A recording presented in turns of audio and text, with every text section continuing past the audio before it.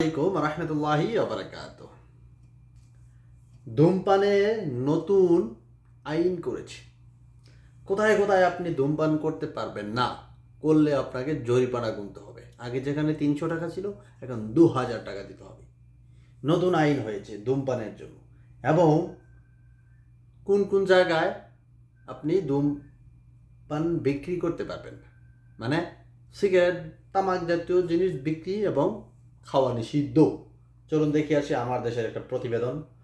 শিক্ষা প্রতিষ্ঠান, হাসপাতাল, ক্লিনিক, খেলাধুলার স্থান ও শিশু পার্কের আশেপাশে সিগারেট বা তামাক বিক্রির ক্ষেত্রে সর্বোচ্চ 5,000 টাকা জরিমানা বিধান রেখে ধূমপান ও তামাকজাত দ্রব্য ব্যবহার নিয়ন্ত্রণ সংশোধন আদেশক্রমে 2025 জারি করেছে রাষ্ট্রপতি।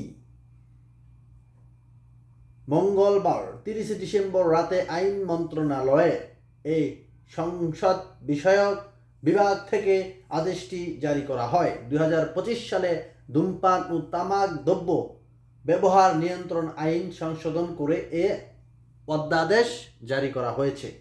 মানে অনেক অনেক জায়গায় আপনি ধূমপান করতে পারবেন না।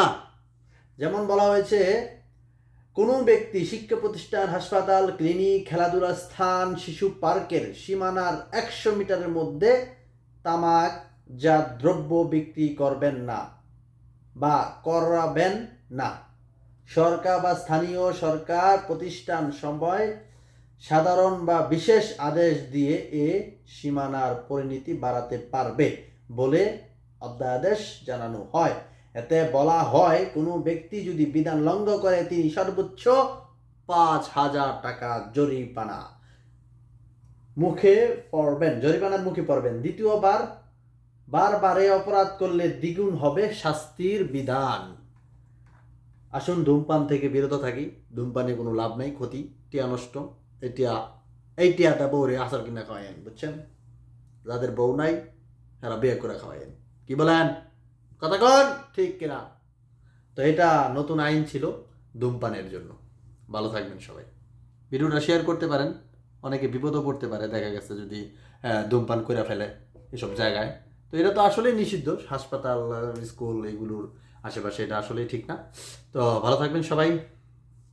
আসসালামু আলাইকুম।